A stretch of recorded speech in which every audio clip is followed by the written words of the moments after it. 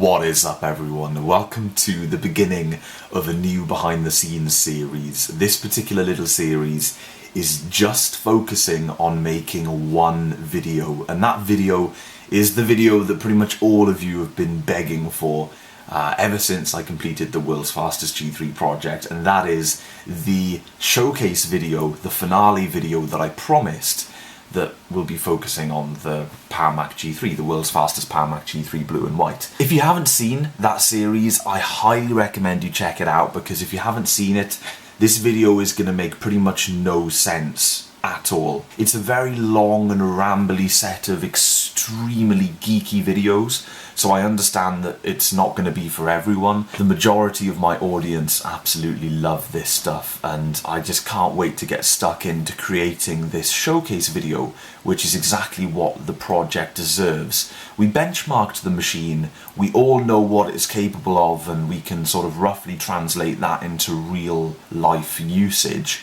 but I haven't really sealed the deal in terms of really demonstrating what the G3 can do in a lovely package, all wrapped together, tightly edited, and, you know, really snappy and everything. Just, you know, juicy goodness, juicy G3 goodness. That's what I want to draw out of this finale video. So what about this video? This video is more like a vlog style video, which is going to focus on behind the scenes of the making of that video, if that makes any sense. There's a few different sort of timelines going on here. So this is going to be such an involved process with a lot of different new things that I'm going to try out. It would be a massive shame not to document the video making process itself, which arguably could be even more interesting than the final product. Now, the final product is going to be more like a short film. It's going to be one of those videos that I rarely do that's very polished and hopefully really good to look at. And I've got some wonderful things that I want to announce about it. But that's basically it. This is part one of a multi-part behind-the-scenes series of the making of this awesome future video. Before we get stuck into the prep work, I have got a massive announcement and thank you, and I want to make a really big deal out of something right at the beginning of the video. It's no secret, thanks to their appearance in the background of a lot of my videos recently, and also my slight teaser photo on Instagram, it is no secret that I am the proud owner of two glorious Apple 15-inch flat panel monitors in their lovely blue and white colour scheme that match my G3. Now, this was like a distant dream. I reached the point where I didn't think I'd get these displays.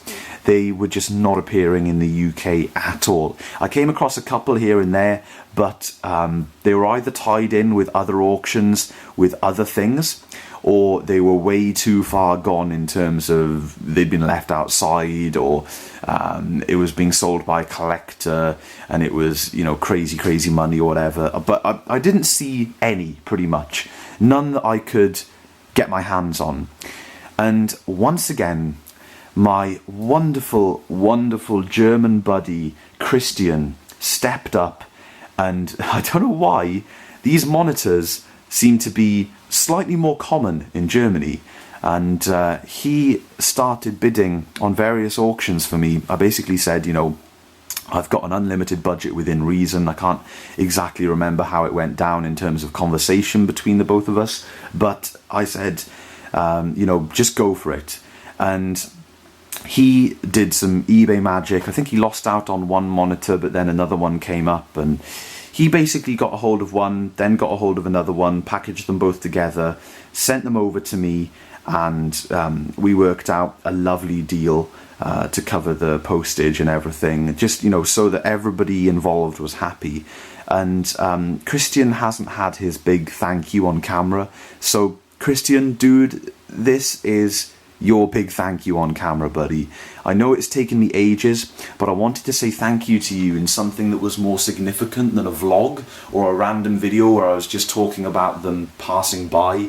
I wanted to say at the beginning of this video, and obviously I'll do a list of thank yous in the finale video as well, because there have been many people that have helped out with this project, but Christian, I could not have got these displays without you, and I don't think I'd have the inspiration to put as much effort into the finale video if I didn't have the displays, because I have the complete G3 setup.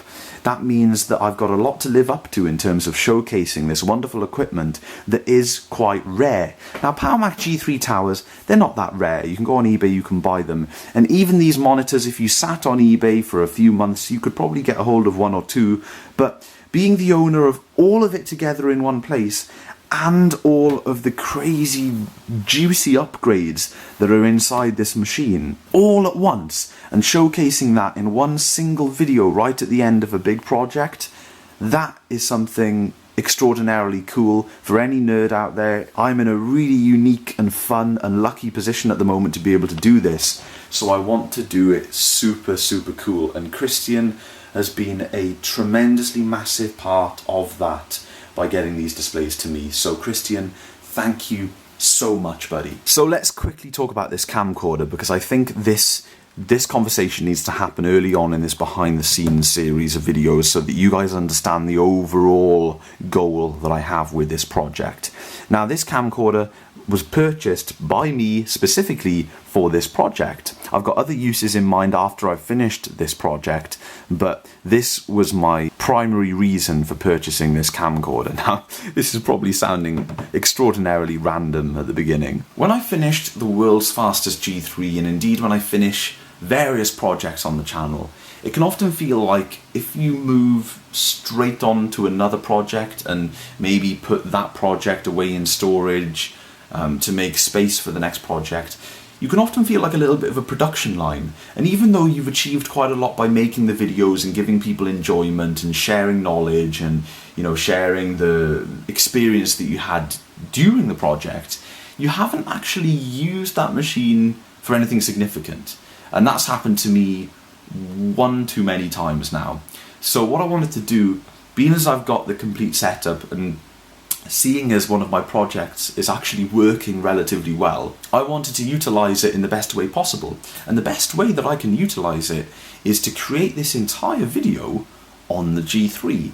But we get an instant problem presented. We're talking about a G3, and even though it's the world's fastest G3, it is still a PowerMac G3. So we have to be realistic about things. It's nice living in that sort of temporary fantasy world where you have this sort of crazy delusion that the PowerPC Mac that you have just spent loads of time, effort and money configuring is going to dominate the world and be your main machine. We can all have that little, 3-second spark of craziness, but we have to be realistic sometimes, and there is no way that I can take this camera, record a video, I've got my 1080p files, there's no way I can throw them into this blue and white box and expect to edit them here. That's just unrealistic. It's not going to happen. It's going to completely crash and burn. So that is why I've purchased this camcorder. Now, this is an entirely different purchase, an entirely different camera. Why not just turn down the resolution of my main camera so that I can edit those files on the G3? Of course I could do that. This camera records in many different resolutions. I could crank it down to standard definition, 30 frames per second, and use, well, I record at 30 frames per second anyway.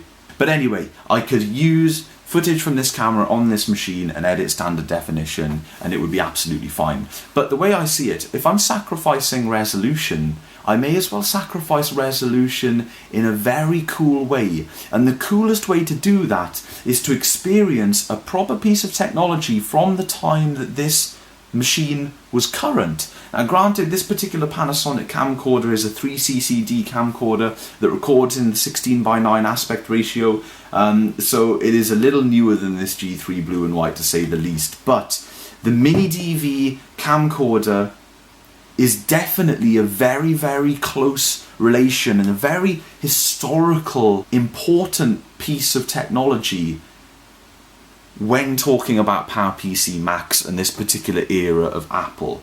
The Mini DV camcorder is a staple, and I've chosen a particularly nice one because I didn't want to make a really crappy video that was, 4:3, and I think it would be borderline a waste at that point. But I thought if I could get a really solid standard definition Mini DV image 16:9 out of this gorgeous camcorder and edit it on this machine, that will make a beast video. Now this brings me on to my next point, and that is, this is a behind the scenes video. So this is the first day that I'm working on this, meaning that it is very early on and things can change. So I'm going to say it right now, it is vitally important that you take everything that I say as a hopeful thing, not as a concrete, this is what's going to happen sort of thing, because things pop up along the way when making a video and sometimes you have to change. But that is the plan. Using, and for the younger viewers out there that haven't seen it, let me just open this thing up. Here we go. For the younger viewers, just as a little demonstration, just in case, because you never know, this is a mini DV tape, and they are not ancient. When I started my YouTube channel and when I was first looking at camcorders, mini DV camcorders at that time were still sold brand new and were still definitely a consideration of mine, but I was pretty much at the point where SD, look at that. There we go. SD technology was there, and by the time I saved up anyway, I was able to get a high definition camcorder that recorded to SD card. But this is all just to sort of hope, you know, it would be super cool if I could use this, and I'm going to sort of practice and do a couple of test imports and things like that before I dedicate loads of time to taking shots of the system that is going to be the final video. But yeah, that's my general hope, and I think it'll create a really cool vibe around the G3. And I think it'll look really good as well. It's definitely going to be really, really interesting. But all of this talking aside, let's boot up the machine, because something that I could be doing that is quite valuable while chatting to you guys is installing software.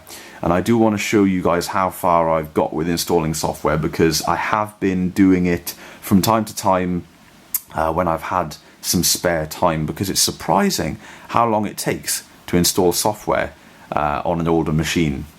Some of these installs of the bigger apps take absolutely forever, especially when you're a little restricted on time. By the way, I will mention the mouse at this point as well. I'm using a normal mouse with a scroll wheel just to get all of the prep work done, and then when it comes to actually filming, I will be swapping back to the puck mouse to keep with the overall G3 look. I'll probably also ditch the red mouse mat because it kind of detracts from the blue and white G3-ness, and yeah, I'm not too sure about the speakers yet, but they're just there so I can hear things. Anyway, folks, take a look at my dock. I have been pretty busy installing stuff on this G3. I have got a lot of the basics. I've also got some Adobe stuff. I've got a load of games, and I've got Microsoft Office installed. So definitely a nice little collection of applications. And a little cheat on Tiger: if you miss your stacks, if you're the user of stacks, you can just drag a folder down into your dock, and if you want to open it like a stack, well, the closest you can get, just right click on that folder when it's in your dock and you get a list of applications like this. And in fact, it's actually better than Leopard stacks because you can browse through folders, which of course you can't do on Leopard. So that's some little trick there that probably most of you know, but still very cool. The second shout out I want to give today is to Philip. Philip, huge thank you for contacting me with all of this wonderful software. I had many gaps in my software archive, and you filled them with all of the stuff that I needed for this project. I'm transferring them right now to my Mac Mini, and then I'm going to install them from my Mac Mini to the G3, just in case I want to shut down the main system for whatever reason. I don't want to be streaming the disk images, hosting the disk images from here that I'm installing on the G3, because I don't know how long the install is going to take for some of these things. Philip was kind enough to share serial numbers and DMGs for these fantastic pieces of software with me, meaning that I didn't have to go on eBay and pay crazy price for the DVDs or trawl through the horrible underworld that is currently trying to find older software on like torrents and stuff, which used to be way easier than it is now for whatever reason. No idea why, but Philip, thank you so much, man. And thank you to everyone else who contacted me saying that they could share their software with me. I really appreciated it. It was just Philip that was a combination of the fact that I opened his email quite early on, and also he had all of the applications that I was looking for in one chunk, so that was really good. So the first one that I'm super curious to try is Final Cut Pro 3. This is pretty much make or break. If this works, I can edit a video on here. If this doesn't, then I've got to go back to the drawing board, because iMovie HD is not going to be capable of doing the things that I want to do. I've got nothing against iMovie at all, but I just want to make this a brilliant video, and there'll be some tools in Final Cut that I will definitely need. So the system requirements: Power Macintosh G3 350 megahertz, which is fantastic. Needs 256 megs of RAM, a CD or a DVD drive, 6 GB hard drive. Dual monitor support is optional. So yeah, it needs FireWire and all that stuff. I believe there is certain things that there are certain features that require the G4, but I believe we should be fine with the G3 on Final Cut Pro version 3.0. This isn't Final Cut Studio 3.0, folks. This is Final Cut Pro 3.0. Old, but super cool. Final Cut Pro 3 installer. Continue. Accept. Continue. There are even versions for OS 9 on here, which is fantastic. Install. Oh man. This particular dialog box is going fairly speedy, which is always good. I just can't wait to click on the app and see if it launches and if it works. You know, I can't really think of a reason why it wouldn't, but at the same time, I'm waiting for something to go wrong. I just always am. Installation was successful. If you wish to perform additional installations, click continue, quit. So that means we have the application on our system? Maybe. Oh my word, there it is. Should we drag it down to the dock? Where am I going to put it? Put it over here next to iMovie. Okay, Final Cut Pro. Let's see if she launches under Tiger. Hey, this is good. This is good. There it is, guys. Final Cut on my G3. Holy, I don't know what to say. That is brilliant. Absolutely brilliant. So the flexibility with old school Final Cut is something that I still miss to this day on my Final Cut Pro 10 Life. But man, am I pleased. Oh my word, Philip, you legend, this works. Brilliant. Brilliant. I cannot wait to get stuck in and give this a go. Wasn't sure if Final Cut 3 had the anamorphic option, because of course, as I mentioned, this is a 16:9 camcorder. Really cool that it does. Obviously, this is before my time as a video editor, so I wasn't sure when certain features were introduced in certain versions, but I'm just in sequence settings right now, and I am utterly shocked at the amount of options that are available in this piece of software. It's brilliant. So as you guys can now see, I've got a 16:9 sequence, and it's handy for a couple of different reasons as well. You can make the window smaller now and not sacrifice any screen space, because obviously we don't necessarily need the letterboxing there, so it gives you a little bit more space to work with. Very cool. Obviously I'll set this up much better soon. Does it have the, let's have a look, arrange? Yes, it does. Standard 16:9. It's even got a standard 16:9. You know, as you can see, it's squashed up. It's even got a window view for that, which is really cool. If we go back to standard, then you can see it's tall for 4:3, so very cool. Dual screen 16:9. This is cool. Yeah, see, now that is probably how I'll actually be editing, because this display is a little darker. It looks like it's been used more than this one, so I'll kind of want all of the important action over here, but then I can just have a buttload of clips over here and bins and all sorts of goodness, and probably make this window a little bit smaller so that I can offload some other windows onto this monitor as well. It can be used for a couple more things down the bottom there. Perfect workflow. And of course, get rid of the dock, and if we do that again, window arrange, dual screen, went on the wrong one, dual screen 16:9. There we have it. You can see a nice tall timeline there. This is my hand for comparison. It would help if I actually referred to the resolution of the monitors, wouldn't it? 1024 by 768, a classic resolution. Interestingly enough, they're recognised as CRTs. It is amazing what you can fit on this resolution. It really is.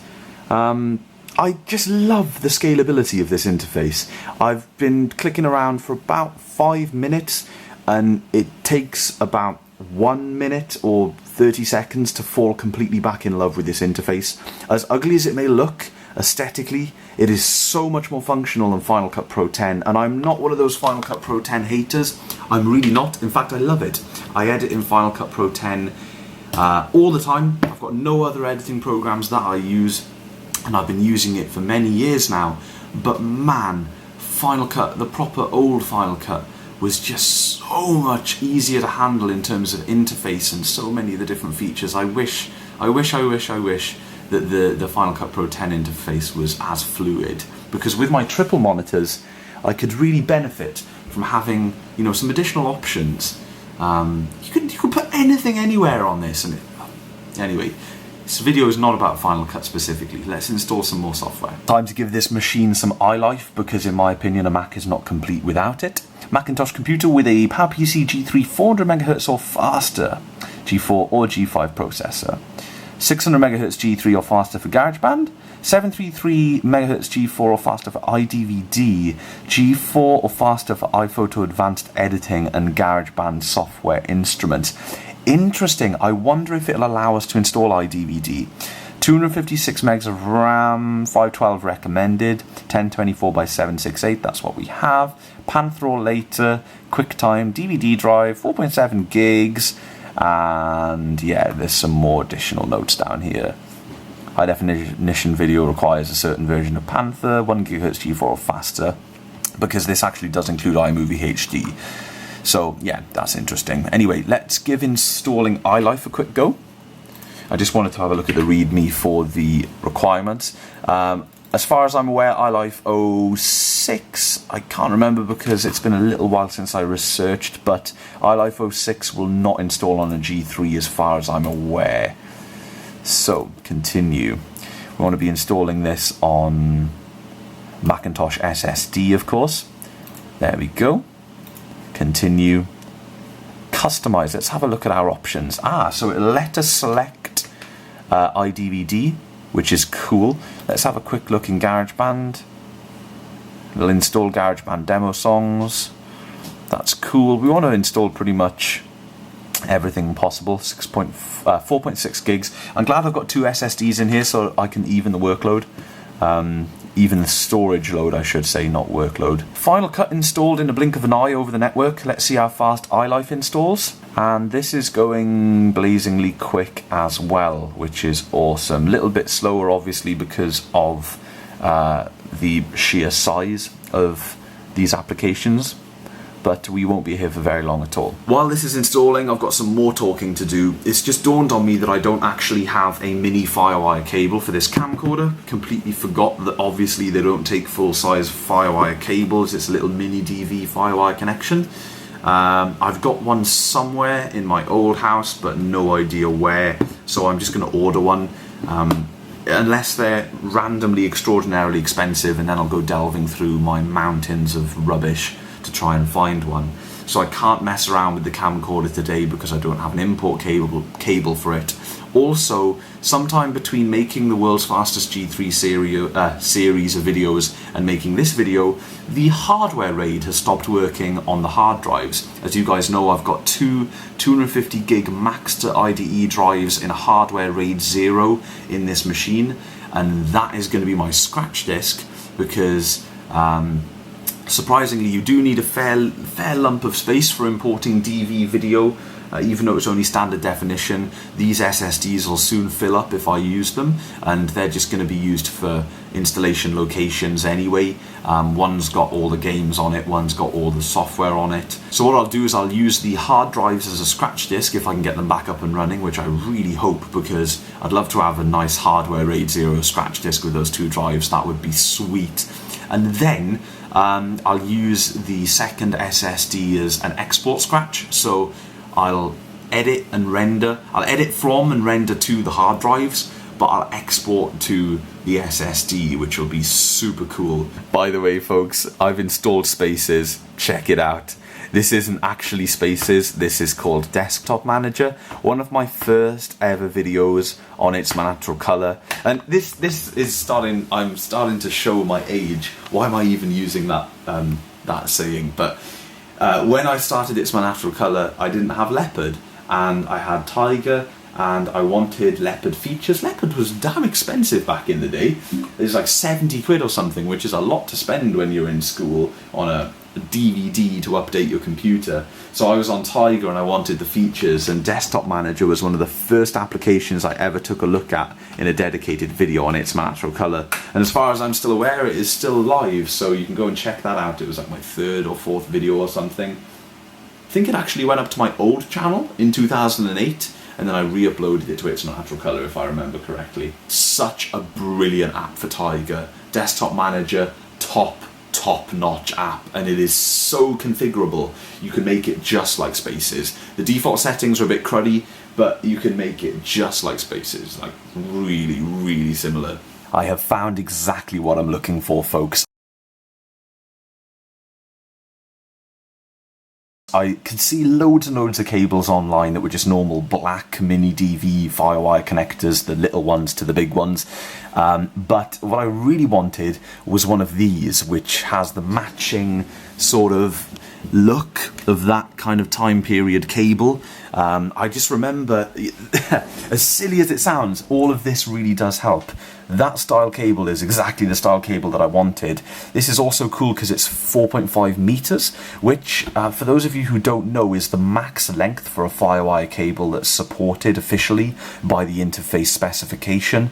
So you can extend Firewire cables beyond that, and a great example is my mixer.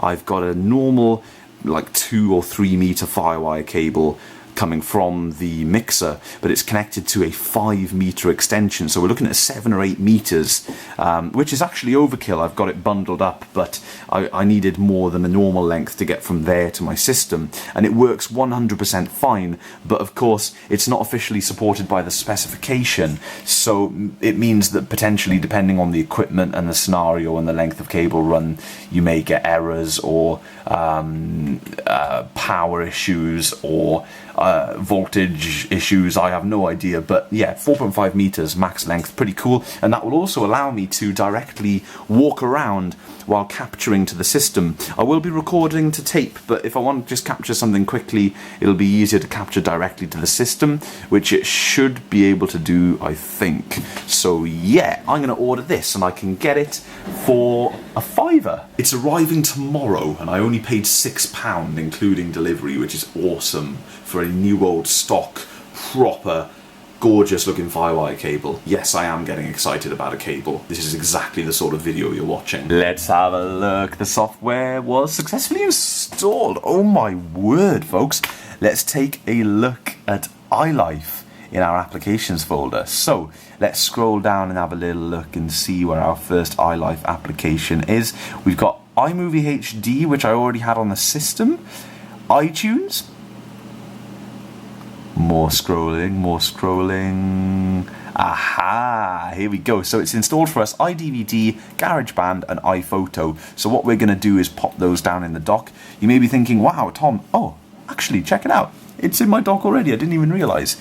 You may be thinking, Tom, your dock is really full, but I just want to showcase the applications. So let's open iDVD, the one I'm most curious about. Will it launch? Error. It doesn't launch, but it installs. Weird. Okay, let's try GarageBand.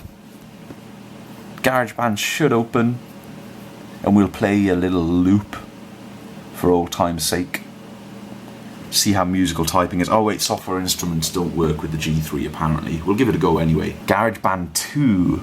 Create new project. Create.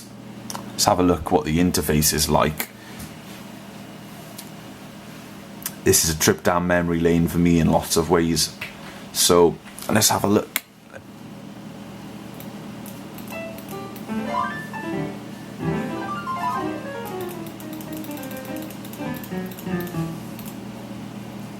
Musical typing, please.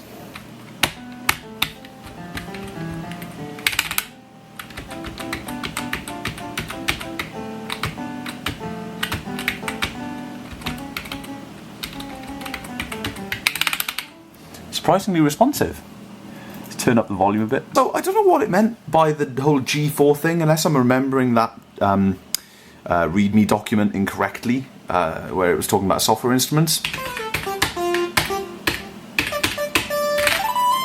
They seem to be working fine, and a really, really cool, interesting fact for you guys. Well, maybe not that interesting to some of you, but the old couple of compositions that I did for my GCSE music was before I started using Logic, and I was using GarageBand in school.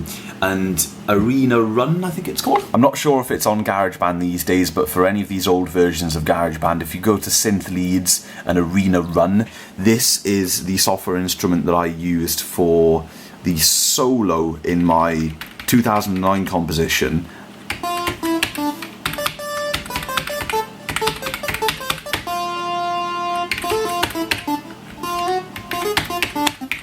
Musical typing has never been my strong point, but yeah, this is a legendary little patch for me. Pretty cool.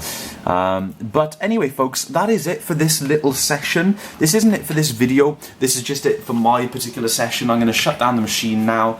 I've got iWork left to install, and then prep work is very close to being finished in terms of software. I've obviously got to wait for that cable, but I think this has been a really positive little morning towards the G3, but I'm going to go and do a couple of other things, do a few things with the family, and then come back to this later. We'll install iWork, and I'll keep you guys in the loop about what is happening. Definitely a big volume change when the G3 shuts down. It's not the quietest of systems, but still very, very lovely. So it's the next day, and there is a couple of things that I want to get done before posting this part 1. I want to install one more set of applications and just generally seal the deal a little more, give a little bit more info. Yesterday I ran out of time to record this little segment, so I'm doing it today instead. But it's pretty cool because there was incredibly fast postage on our wonderful new Firewire cable. So here it is, and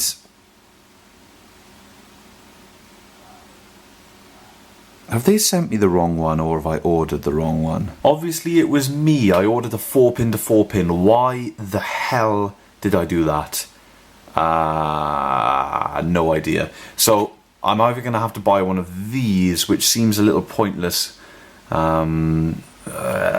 Although this is a nice Firewire cable. It's a nice Belkin cable. But then again, if I did buy that little adapter, it would add considerable bulk to the back of the machine if it was plugged in.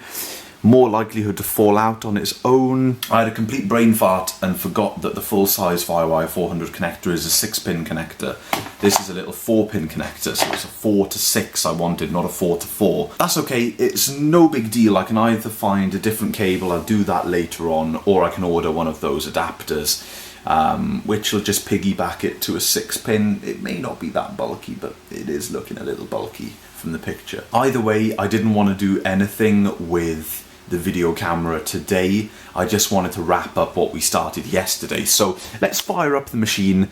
This is not a bad thing. I've still got myself a nice cable that'll come in handy at some point in the future. If you guys cast your memories back to the G3 video series, it is very important that I never ever accidentally update my operating system. That's purely because 1049 is the highest I can go with this CPU upgrade card installed. So we've installed some software, so there are some software updates that I can do. We're not going to do those quite yet. We're going to install iWork first, but it is very, very important that I never accidentally install that. I'm going to have to remember. And I've still been getting questions about how I connect to my Mac Mini. Tiger is so good. I know it's an old operating system, but it still works flawlessly. It just connects to my Mac Mini right away. The other day, well, I say the other day, when I'd just finished the series, I wanted to install some games and stuff on my G3, but I'd already been in my office a very long time, and I wanted to go downstairs and spend some time with Jess, watching TV and stuff like that. So I took my MacBook Pro, which is running the latest OS, or whatever the latest OS was then, which is, yeah, I think it was the OS that it's running now, Sierra or whatever, and loaded up screen sharing and just it works instantly perfectly fine with Tiger. I was screen sharing to my G3 blue and white from my MacBook Pro, installing games and stuff. It was fantastic and it worked tremendously well. A little bit slower than a modern system. I think a lot of that is down to the fact that there's no gigabit Ethernet on these. It would be super cool if there was an extra PCI slot to put some gigabit Ethernet in here. That would be sweet. I do have a compatible card, but I just do not have the space because of all the other cards that are in here. They are crucial cards. I think if I had to choose between USB 2.0 and gigabit Ethernet, I'd choose USB 2.0 only because it makes the machine more of an all-rounder. I'd prefer to suffer with 100 megabit Ethernet over suffering with USB 1.1. So yeah. Get a little dialog box where you can select your disk. Some of this has changed now in the modern Mac operating systems. It mounts on your desktop as default. It doesn't do that these days. You've got to manually go in and configure it to do that, which is, I believe, in the Finder preferences. Yeah, show items on desktop connected servers. So that option is not automatically checked on newer versions of OS X. So I'm just going to mount the iWork 06 DVD because I'm not sure if this system supports iWork 06. If it doesn't, I also have iWork 05 courtesy of Philip once more, so I can try whichever one works. But I've got a feeling that iWork 05 is the last compatible version. Let's have a quick look at system requirements for iWork 06. Ah yes, a Macintosh computer with a 500 MHz or faster PowerPC G4, G5 or Intel Core processor. I don't think this will install on my G3. I'll give it a quick go just in case, but I don't think it will. I think iWork 05 is the last version. It'll probably check my system and let me know that I can't install. I was just jumping into my network settings and my Bluetooth has suddenly been recognised. I've got no idea why. I forgot to mention the Bluetooth stick at the end of the upgrade video series, but I couldn't get it to work. It turned out that it wasn't working, so yeah, weird. I don't know what's going on with the Bluetooth. Anyway, what I wanted to show you guys was in sharing, so I clicked on the wrong preference pane anyway, and it was about screen sharing. If you want, because Tiger lists things slightly differently to modern versions of OS X, if you want to use your newer Mac to screen share to a system that you've got sitting upstairs running Tiger, you need to check Apple Remote Desktop, and even though it's a different name, it will still work, which is really cool. So here we go, it even shows both monitors. I can grab my preference pane, and as you can see, the refresh of the video is a bit slow, but it is actually relatively instant in terms of control, which is super cool. So that's screen sharing to a machine with Tiger, and I didn't do anything special on the MacBook end. Literally just selected it as you would any other server in Finder and press share screen and put in your username and password of that computer. Next thing you know, bang. Maplins, for the first time in a while, have actually provided on a search that I've searched on their website. Here's the FireWire adapter, it's $1.99, and they have two available in a town that is quite close to me, and one available in a town that is a little bit closer than that other one to me. So that is quite good. I'm not going to reserve one now, I'll check in the morning, but I'll talk with Jess and see if she fancies a little trip out tomorrow, even though we were out all day today. But we'll have a little trip out and maybe go in store and collect one of these, and then I can have a little look at their PC hardware at the same time, because I like to do that, to see what they're selling for what prices, because sometimes it's absolutely incredible. They sell CPU coolers that go on Amazon for a brand new price of say like 30 quid, and Maplin sell it for things like $44.99 or $47.99 or 50 quid. It's crazy. I just don't understand how they can keep. I don't know what part of Maplin keeps them going. I think this is just a UK shop, I'm not 100% sure, but for those of you in the UK, no idea if any of you guys shop here. It's kind of like a last resort for me if I can't get an online delivery quick enough, or if I'm passing, or if I know they'll have something. But you'll either be paying through the roof prices, or they just don't have the specific thing that you want. I know it's quite good for hobbyist things. like small parts and small electronic bits and bobs, but I don't know much about those sorts of things, so I can't really judge. I'm not going to order one. I'm going to potentially swing by Maplin tomorrow and grab one in person. $1.99, you can't go wrong. For some reason, every time I click on Bluetooth, where's numbers then? Numbers didn't exist yet, folks. I did not know that. I thought numbers would have been with iWork 06, but must have been introduced later. That's something I love. You know, it doesn't matter how much you mess around with this stuff, you still keep learning. And, you know, my mind can often retain that sort of information, so it's pretty useful. Anyway, here we are in Keynote. Seems to have opened fine as part of the trial. Now, I specifically asked for iWork 05 because apparently that was the last version that works with the G3. This is not meant to be working with the G3, but it's opening just fine. It makes me think about iLife 06, to be perfectly honest. But anyway, I don't have a serial number for it. I've got a serial number for iLife 05. iWork 05, sorry, this is getting a little bit confusing now. Let's just drag these down into the dock so they can be part of the dock. There we go. We are pretty much complete there, folks. So what I'm going to do is just hunt online for a serial and see how far we get with that. Hopefully it won't be too difficult. Bluetooth keeps crashing system preferences, so I don't know what the heck is going on with my Bluetooth. So I now have a fully licensed version of Pages and Keynote on this machine, which is awesome. But I'd selected trial mode, so I did have to go and delete, go into the hard drive, library, preferences, and the iWork plist, which is this one.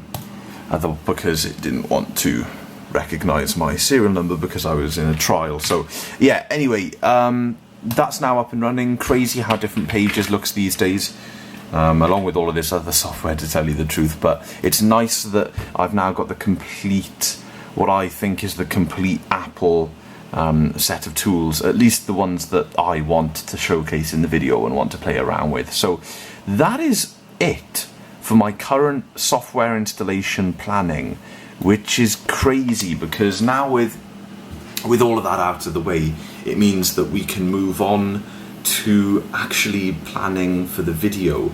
So first things first is obviously going to be testing the whole camcorder thing and seeing if we can actually achieve what we want to be able to achieve with that kind of technology and that kind of system. So I'm going to shut this down. We have done our little bit for today. I just wanted to come back. Shame I didn't have time to do that yesterday because I could have got this video out a little sooner, but that's okay.